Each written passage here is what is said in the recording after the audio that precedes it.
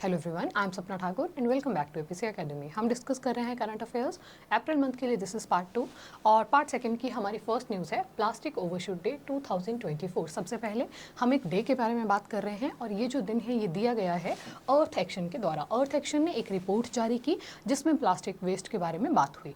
तो plastic overshoot day वो दिन होता है जब हम प्लास्टिक वेस्ट इतनी ज़्यादा अमाउंट में प्रोड्यूस कर देते हैं कि हम उसको मैनेज भी नहीं कर पाएँ। Marks the point when amount of plastic waste exceeds the world's capacity to manage it। अगर 2024 की बात करें तो पूरे विश्व के लिए ये दिन है 5 सितंबर को, यानी कि 5 सितंबर को वर्ल्ड में इतना ज़्यादा प्लास्टिक वेस्ट प्रोड्यूस हो जाएगा कि वो मैनेज करने की कैपेसिटी से बाहर होगा। और ये सेम डे हर देश के लिए अलग अलग होता है। भारत का प्लास्टिक ओवरशूट डे कब है? भारत का प्लास्टिक ओवरशूट डे है 23 अप्रैल और 23 अप्रैल तो आने वाली है। इसका मतलब है हम अभी ही इतना प्लास्टिक वेस्ट प्रोड्यूस कर चुके हैं कि हम उसको मैनेज नहीं कर पाए। आगे चलने से पहले हमारा 60 डेज़ का क्रैश कोर्स स्टार्ट हो चुका है 10 अप्रैल से। जो भी इंटरेस्टेड स्टूडेंट्स हैं वो हमें दिए गए नंबर पर कांटेक्ट कर सकते हैं। पूरा कोर्स आपको मिलेगा इन 4500 रुपीज़, या फिर आप हमारी ऐप डाउनलोड कर सकते हैं APC academy from the play store. हम प्लास्टिक ओवरशूट डे के बारे में बात कर रहे थे। अगर हम उसकी फाइंडिंग्स के बारे में बात करें तो देखिए 2024 में 220 मिलियन टन्स ऑफ प्लास्टिक जो है वो क्रिएट होगा। उसके बाद प्लास्टिक वेस्ट जो है 2021 से 7.1% राइज हुआ है और 12 कंट्रीज़ हैं जो विश्व के 60% वेस्ट के लिए रिस्पॉन्सिबल हैं। उन 12 कंट्रीज़ में सबसे शीर्ष पर कौन सी हैं? तो देखिए चाइना, इंडिया एंड रशिया। अगर हम कुछ इनिशिएटिव्स की बात करें कि भारत सरकार ने क्या क्या इनिशिएटिव लिए हैं इसको कम करने के लिए, फर्स्ट पे हमारे पास है plastic waste management rules 2022, plastic project replan की जो फुल फॉर्म है रिड्यूसिंग प्लास्टिक फ्रॉम नेचर, और उसके अलावा इंडिया प्लास्टिक पैक्ट जो 2021 में आया था। And in the last we have national circular economy road map for reduction of plastic waste in India. ये कुछ इनिशिएटिव्स थे जो भारत सरकार द्वारा शुरू किए गए हैं।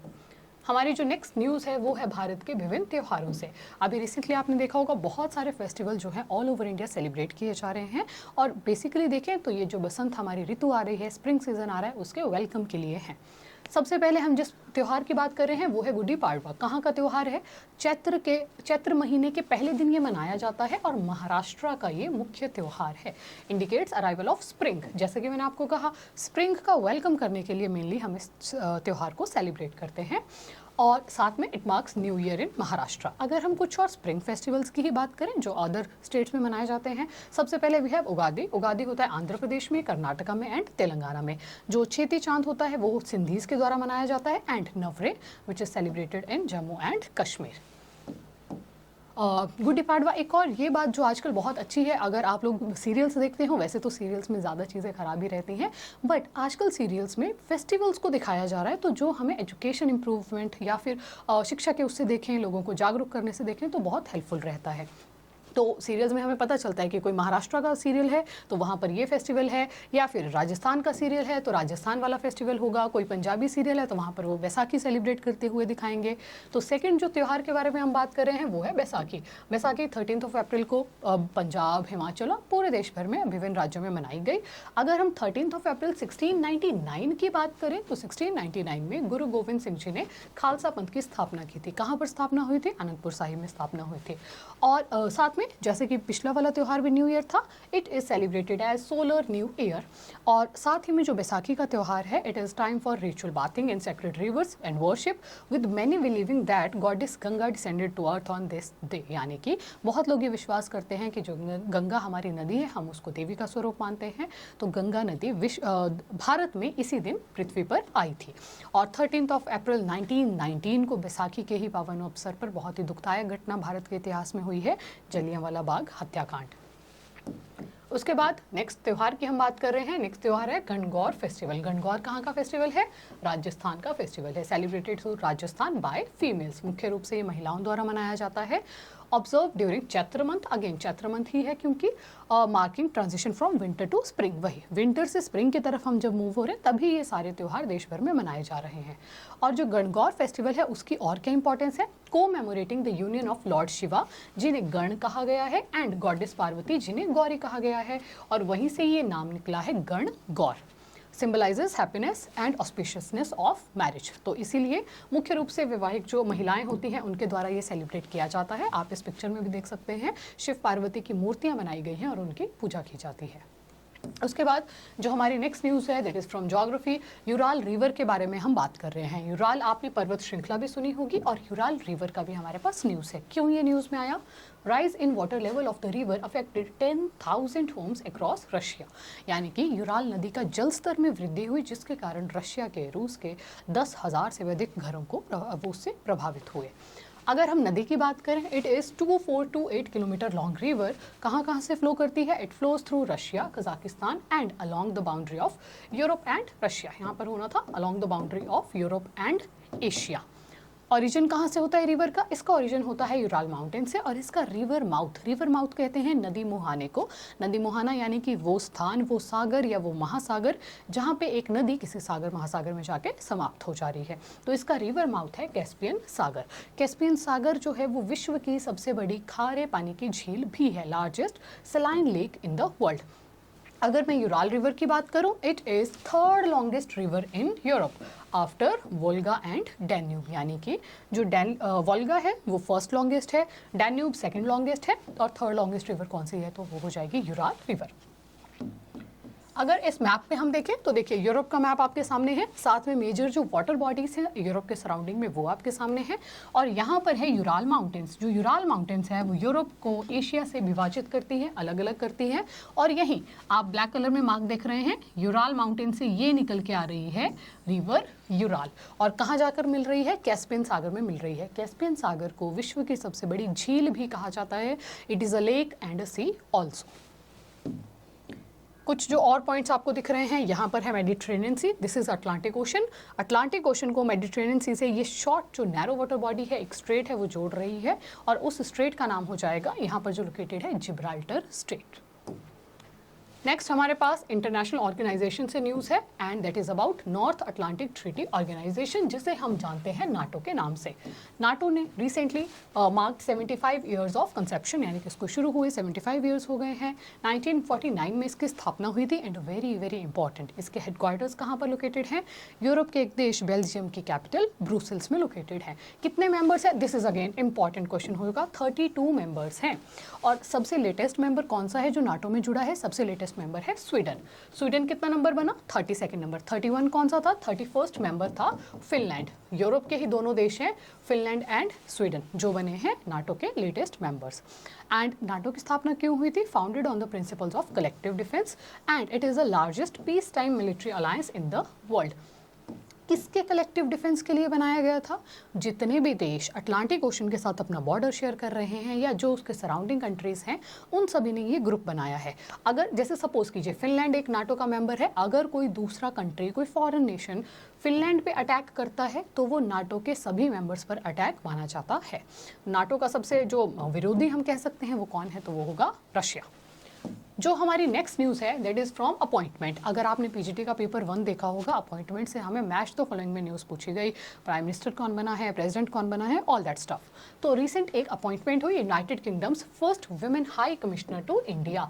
ऐसा पहली बार हुआ है कि एक महिला हाई कमिश्नर के रूप में भारत भेजी गई यूनाइटेड किंगडम के द्वारा। महिला का नाम क्या हो जाएगा? Lindy Cameron. ये है मिसेस कैमरून, जो बनी है भारत की यूके की तरफ से पहली महिला हाई कमिश्नर। आपने दो शब्द सुने होंगे, एक होता है हाई कमिश्नर और दूसरा आपने सुना होगा एम्बेसडर। दोनों में क्या फ़र्क होता है? देखिए, आपने अगर पहले भी मेरी क्लासेस लगाई हों तो हम जानते हैं 1945 के दौरान आधे से ज़्यादा दुनिया यूनाइटेड किंगडम के कब्जे में थे, उसके गुलाम थे।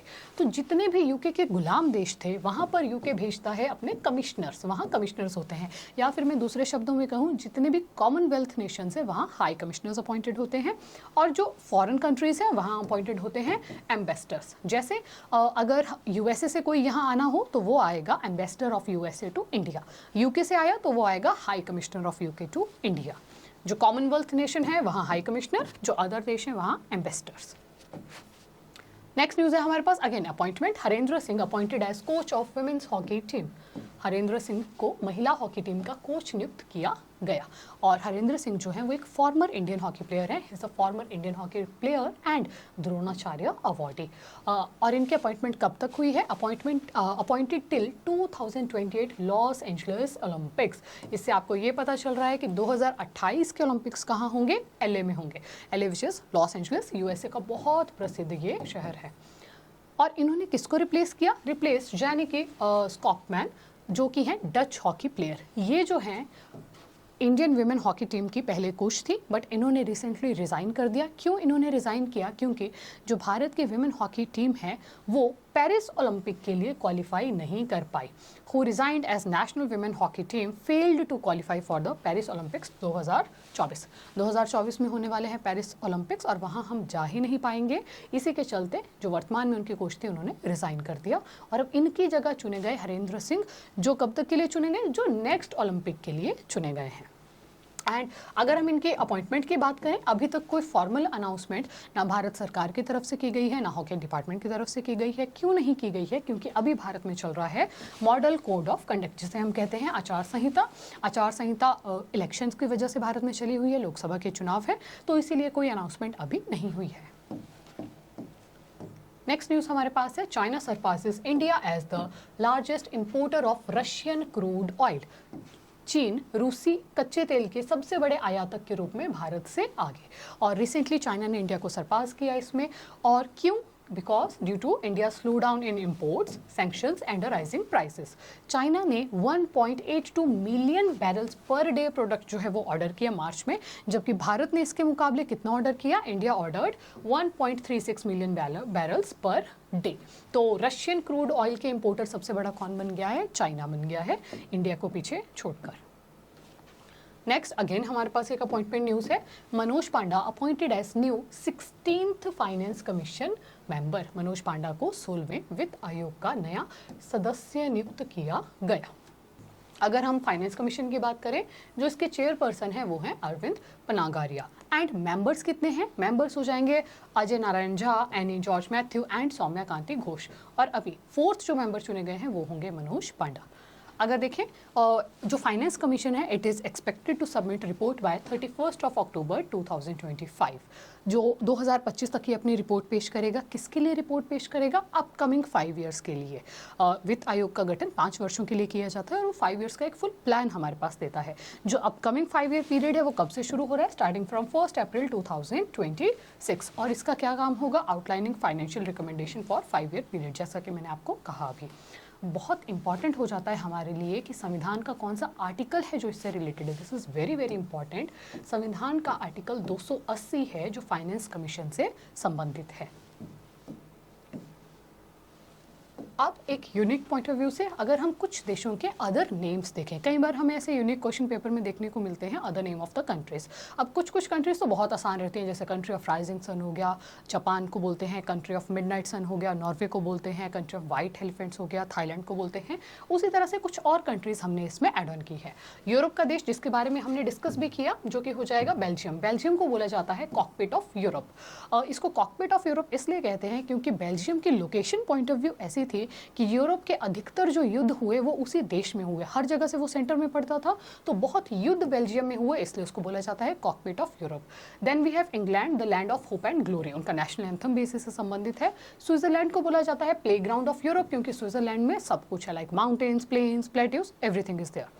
उसके बाद म्यांमार, उसको बोला जाता है लैंड ऑफ गोल्डन पगोडा। अगर आप पिक्चर में देख पा रहे हैं, this is a beautiful pagoda, तो म्यांमार को बोला जाता है लैंड ऑफ गोल्डन पगोडा।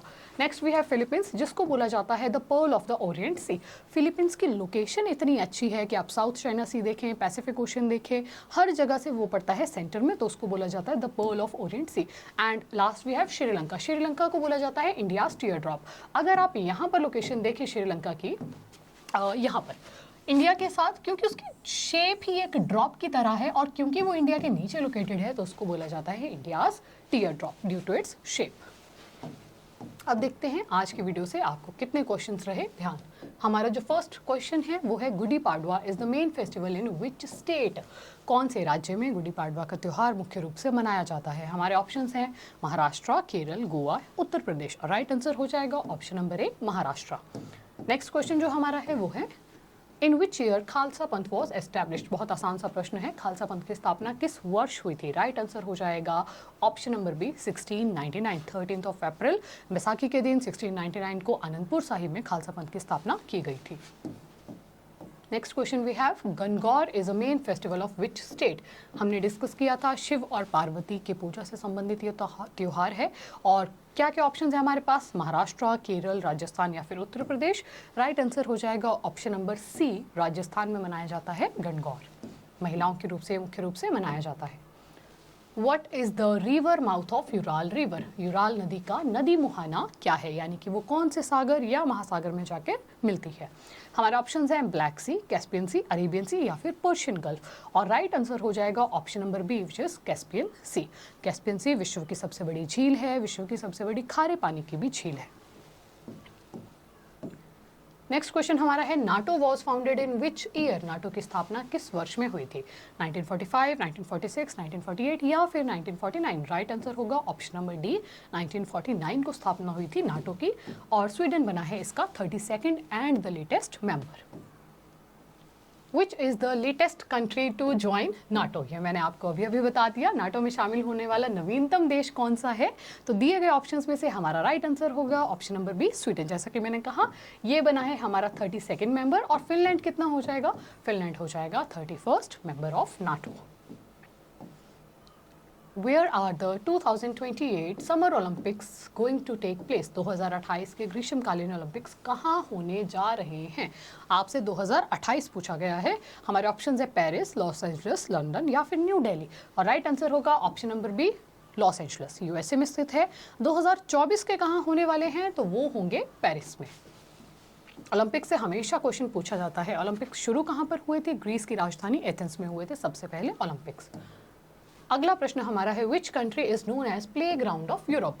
किस देश को यूरोप के खेल के मैदान के रूप में जाना जाता है या कहा जाता है। हमारे ऑप्शंस हैं फ्रांस, स्पेन, स्विट्जरलैंड या फिर इटली। और राइट आंसर होगा option number C, Switzerland. Switzerland को उसकी फिजियोग्राफी की वजह से, उसके माउंटेन्स, प्लेटोज, प्लेन्स, उसकी वजह से बोला जाता है play ground of the Europe के नाम से। नेक्स्ट क्वेश्चन है हमारा, विच country is the largest importer of Russian crude oil. कौन सा देश रूसी कच्चे तेल का सबसे बड़ा आयातक देश है। हमारे ऑप्शंस रहेंगे इंडिया, चाइना, नॉर्थ कोरिया या फिर जापान। और राइट आंसर होगा ऑप्शन नंबर बी, चाइना। पहले इंडिया होता था, इंडिया को सरपास करके बन गया है अब चाइना। आप लोगों के लिए आज का प्रश्न रहेगा, finance commission is mentioned in which article of Indian constitution. भारतीय संविधान के किस अनुच्छेद में वित्त आयोग का मेंशन किया गया है। 5 वर्षों के लिए वित्त आयोग का गठन किया जाता है। और आपके लिए ऑप्शंस रहेंगे आर्टिकल नंबर 280, 380, 150 या फिर 140। जो भी राइट आंसर होगा वो आप हमें कमेंट्स में लिखकर बताएंगे। And this was all for this video. अगर आपको वीडियो अच्छी लगी हो तो हमारे चैनल को लाइक करें, शेयर करें एंड सब्सक्राइब करें। Keep watching, keep smiling. Thank you so much.